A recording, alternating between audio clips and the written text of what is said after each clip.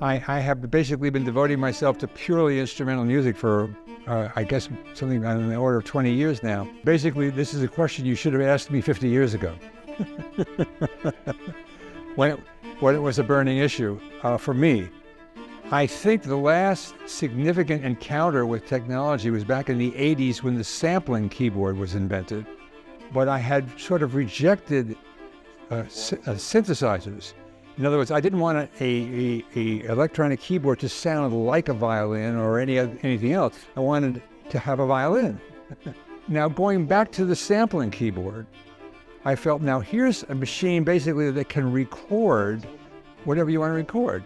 It could be, it could be a part of the baby, it could be da-da-da-da, or it could be your dog's bark, or it could be someone speaking. And I thought, I'm going to opt for that. And I had done these speech pieces before with tape, but I felt now I want to bring the speech, the recorded speech, into a musical ensemble. What better ensemble than the string quartet, which is so flexible as the tuning and as the timbre. And the first piece to do that was Different Trains, which is probably one of the best pieces I ever did.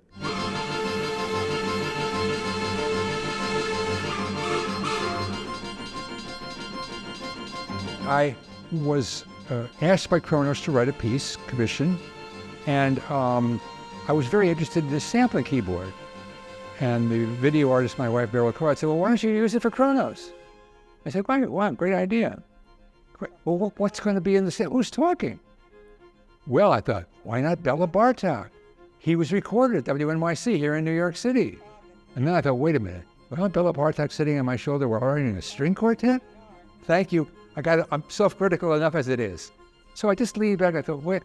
And all of a sudden popping into my head were, when I was a kid, I would go with my nurse or governess, because my parents were divorced, between my father in New York and my mother in Los Angeles on a train for 4 days, because that's how long it took. I thought, well, what if I just, talk to her? She was still alive in her 70s, and I was seeing her, visiting fairly regularly. And that's exactly what I did. And then I thought to myself, well, when did I make these trips? 1939, I was born in 36, 39, 40, 41. What was going on in the world? Well, we know what was going on in the world at the time. Mr. Hitler was getting every Jew he could find and taking them into Poland or other parts of Eastern Europe, and they would go up the chimney and they were never seen again. If I had been born anywhere in Europe, I might not have been around to have this discussion with you. So I thought, I've got to deal with those while I was having these trips. I could have been having quite a different trip. So I went up to Yale, where they have a Holocaust archive, and recorded survivors talking about what happened to them. With these tapes, also, I left out in the first movement, I found Mr. Lawrence Davis, who was a retired Pullman porter. From New York to Los Angeles. From New York to Los Angeles. With Mr. Davis in Virginia representing my childhood and Holocaust survivors representing what went on I had nothing to do with, I began this piece, and the title was obviously Different Trains.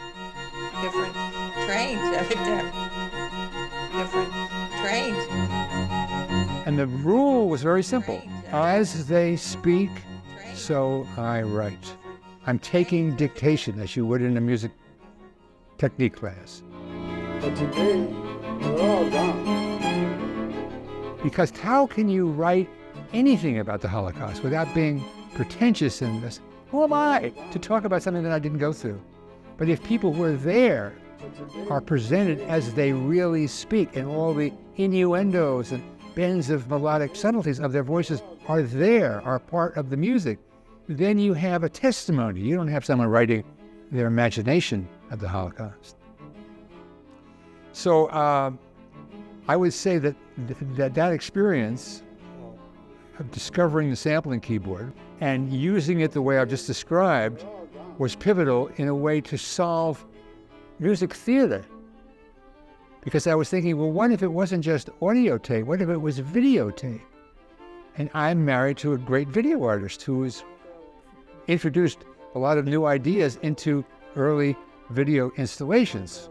multiple videos simultaneously, arranged contrapuntally. It turns out that that's what she did. So I said to her shortly after Different Trains, well, I've been asked to write operas. I don't want to write an opera. But I think this pursuit of the implications of Different Trains in a theatrical context could be very fruitful. And that led to The Cave and then to Three Tales, which is all about technology. And that's in 2002. So maybe you were not 50 years late, you're only 20 years late.